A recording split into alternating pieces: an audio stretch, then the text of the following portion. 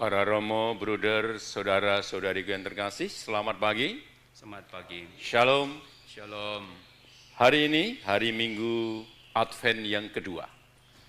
Ditandai dengan kita menyalakan lilin yang kedua, yaitu peace atau lilin damai. Kita tahu 4 lilin itu menandakan yang pertama hope, harapan, yang kedua peace, damai, yang ketiga joy, sukacita, dan yang keempat love, cinta. Dan Minggu Advent yang kedua ini kita merayakan kedamaian dan bersama Gereja Universal kita hari ini merayakan Hari Perdamaian Dunia. Nah, saudara-saudari yang terkasih, damai itu hanya muncul dari pribadi yang rendah hati. Dan dalam bacaan Injil hari ini ditampilkan tokoh yang sangat rendah hati yang oleh Yesus sendiri dipermuliakan ketika Yesus mengatakan, di antara mereka yang pernah lahir dari seorang perempuan, dialah yang terbesar. Siapa dia? Itulah Yohanes Pembaptis, tokoh yang sangat menghidupi kualitas kerendahan hati. Maka saudara-saudari yang terkasih, di Minggu Advent yang kedua ini mari kita juga diundang untuk menjadi pribadi-pribadi yang semakin rendah hati. Dimanapun kita tampil, dimanapun kita berada. Kerendahan hati akan membawa kita pada pribadi yang berkualitas. Kerendahan hati akan membawa kita, membawa kedamaian dimanapun kita berada. Sebaliknya, arogansi, kecongkakan, kesombongan akan membawa pada kegaduhan dan kehancuran.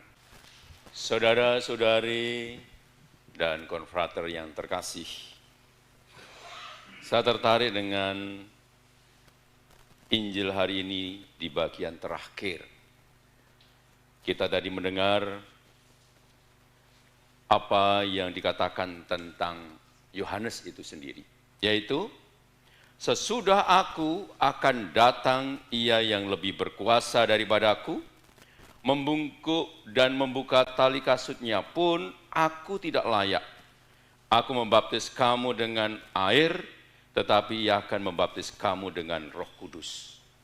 Saudara-saudara yang terkasih, inilah ungkapan kerendahan hati.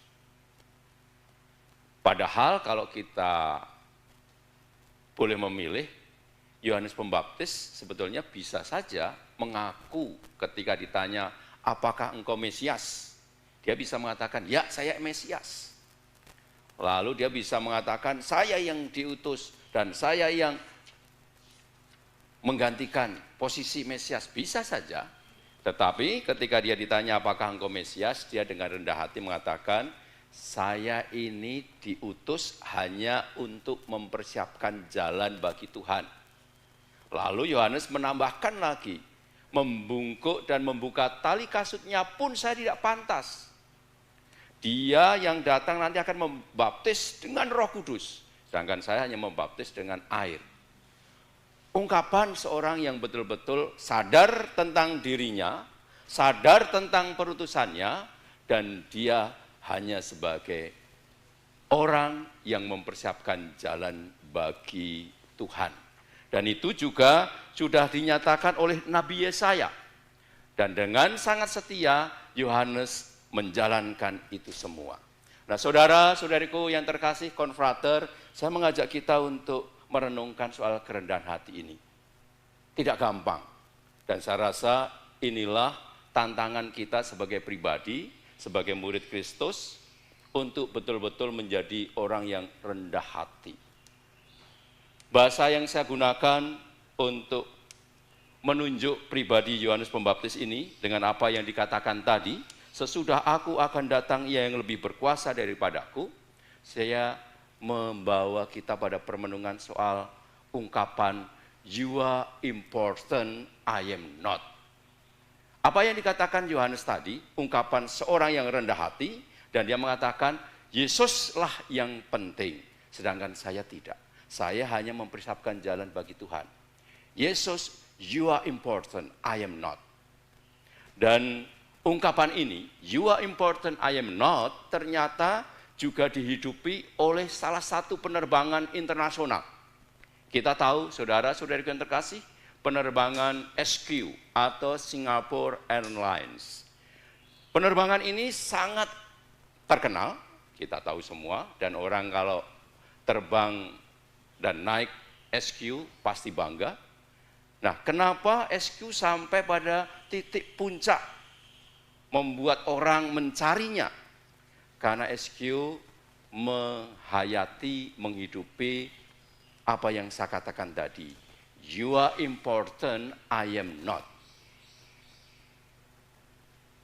SQ memperlakukan penumpang itu menjadi orang yang sangat penting. Sedangkan kami hanya melayani. Maka mereka berusaha untuk memberikan yang terbaik. Coba kalau ungkapan you are important, I am not ini, kemudian kita pakai di dalam kehidupan kita sehari-hari. Karena ungkapan ini adalah ungkapan kerendahan hati. Misalnya, di dalam keluarga. Kalau seorang suami bisa mengatakan, istriku, you are important, I am not. Saya melakukan, bekerja semuanya karena demi istriku yang tercinta. Apa yang terjadi? Suami yang seperti ini akan dipermuliakan sekurang-kurangnya di hadapan sang istri. Sebaliknya juga sama. Seorang istri yang mampu mengatakan, suamiku, you are important, I am not. Engkau begitu penting, engkau begitu berharga bagiku. Sehingga saya berusaha untuk memberikan yang terbaik sebagai seorang istri. Nah, saudaraku yang terkasih, istri yang seperti ini pasti juga akan menjadi istri yang mulia di hadapan suami. Nah, coba juga kalau orang tua juga mengatakan hal yang sama kepada para anaknya. Mengatakan, anak-anakku, you are important, kamu sangat penting bagiku, kamu sangat berharga bagiku. Maka kami sebagai orang tua melakukan ini semua bagi anak-anak. Orang tua yang seperti ini pasti akan dipermuliakan. Begitu juga kita, para MSC, para bruder, para romo, kalau kita juga mengambil sikap yang seperti ini, kerendahan hati dengan mengatakan, umatku yang kulayani, you are important, I am not. Saya melakukan ini semua karena demi umatku, umat yang kulayani, engkau berharga. Maka aku menyediakan waktu, aku menyediakan diri untuk umat yang kulayani. Saya yakin romo dan bruder yang seperti ini akan mulia di hadapan umatnya. Tetapi saudara-saudara yang terkasih, kalau kita boleh jujur, yang sering kali terjadi dalam kehidupan kita kan bukan you are important, I am not, tetapi dibalik sering kali. Ya jujur aja, banyak orang yang mengatakan I am important, you are not. Yohanes Pembaptis tidak mengatakan saya penting, saya menyiapkan jalan bagi Tuhan. Tetapi Yohanes Pembaptis mengatakan Yesus pribadi yang kusiapkan. Aku mempersiapkan semua demi Yesus. Jalan demi Allah. Yohanes Pembaptis tidak mengatakan I am important, you are not.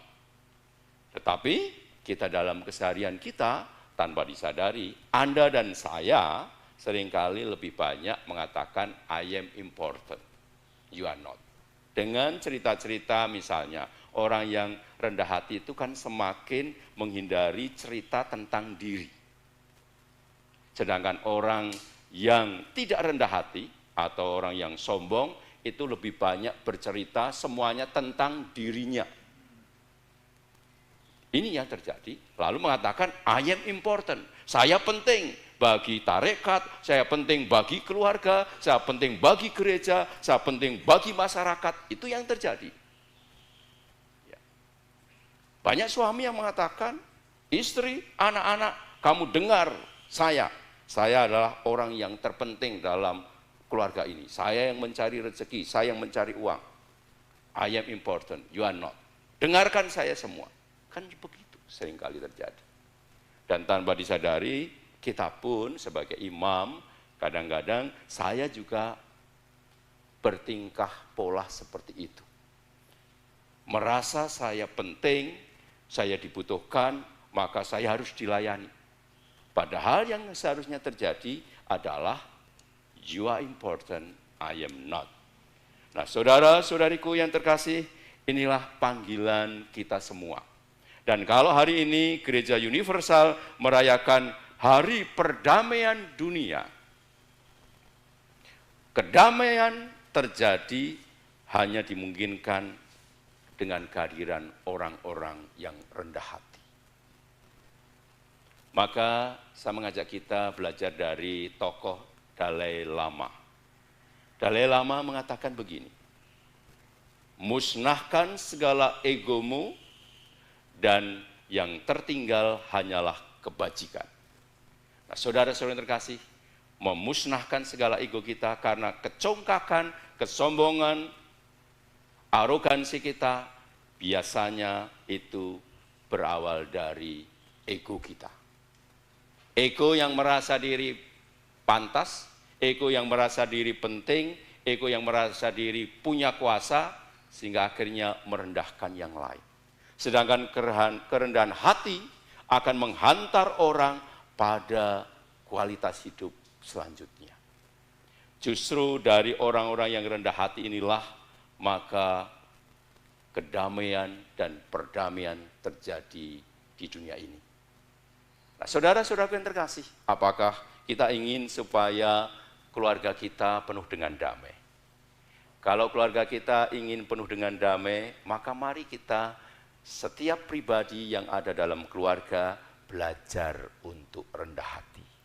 Hai para suami, mari kita belajar untuk rendah hati seperti Yohanes Pembaptis, seperti orang-orang yang menampakkan kerendahan hatinya dalam hidup ini. Di dalam kehidupan kita sehari-hari kita juga sudah melihat begitu banyak orang rendah hati. Dan itu memenangkan kehidupan. Maka saya yakin para suami Anda akan dipermuliakan dalam keluarga kalau Anda betul-betul rendah hati sebagai seorang suami, sebagai seorang ayah di dalam keluarga. Mari keluarga kita juga dipenuhi dengan ibu-ibu yang rendah hati. Seperti Bunda Maria, dengan kerendahan hatinya dia memenangkan kehidupan. Saya yakin ibu-ibu yang rendah hati dalam keluarga, dia juga akan dipermuliakan.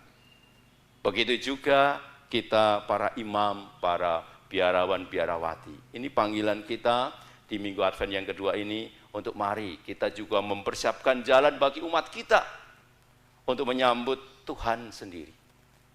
Dan kita yang mempersiapkan tentu kita dipanggil untuk menjadi imam, biarawan-biarawati yang rendah hati. Dan inilah tawaran Tuhan di Minggu Advent yang kedua.